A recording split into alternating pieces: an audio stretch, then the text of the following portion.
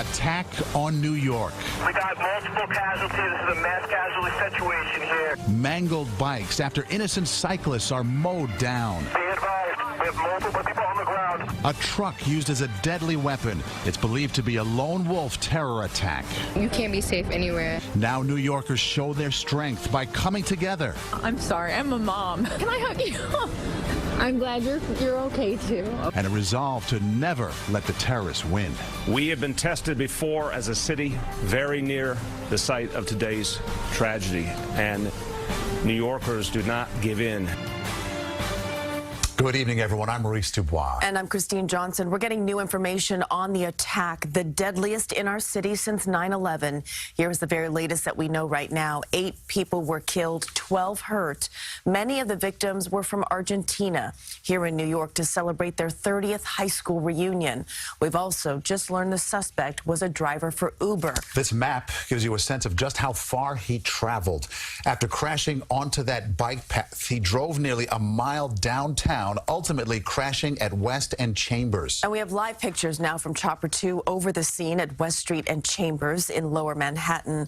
The Home Depot truck the suspect used is still there, and most of that area is still shut down. We have a team of reporters covering the very latest on the investigation tonight. We begin with Tony Aiello live in Lower Manhattan. Tony.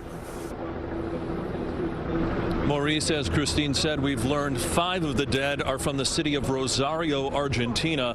All high school friends who were in New York City for a trip to celebrate their 30th reunion. They were cut down by a man who turned a 6,500-pound pickup truck into a weapon of mass destruction.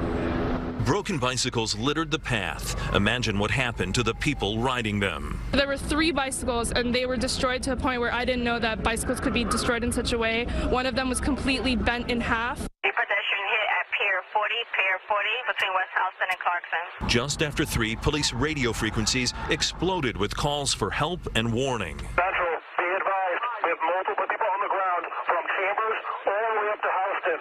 All the way from Houston to Chambers. Police say 29-year-old Sayfulo Saipov, behind the wheel of a rental truck, targeted innocent victims in a bike lane, the trail of terror stretching 14 blocks.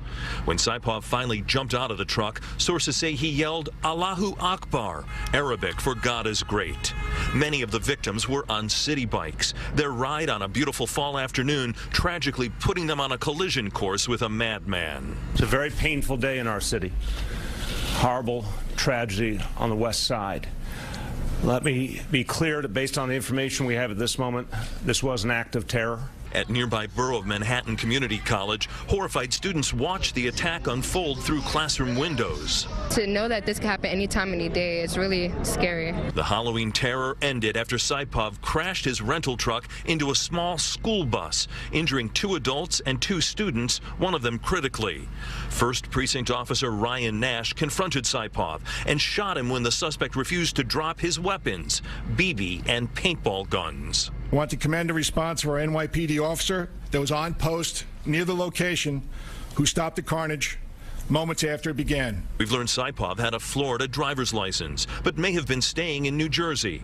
Sources say he left a note in his rental truck pledging allegiance to ISIS, which has called on jihadis to carry out attacks with trucks. Now, an intense investigation into Saipov, his path to radicalization, and the terror that visited a part of the city still recovering from 9/11. Today, there was a loss of innocent life in Lower Manhattan.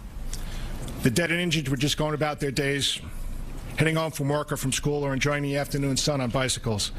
This is a tragedy of the greatest magnitude. Back live at the scene with a live look at the truck, which is still parked at the intersection of Chambers Street and West Side Highway. The man behind the wheel, Sayfulo Saipov, is reportedly from the former Soviet Republic of Uzbekistan. That Central Asian nation has been a prime recruiting site for ISIS.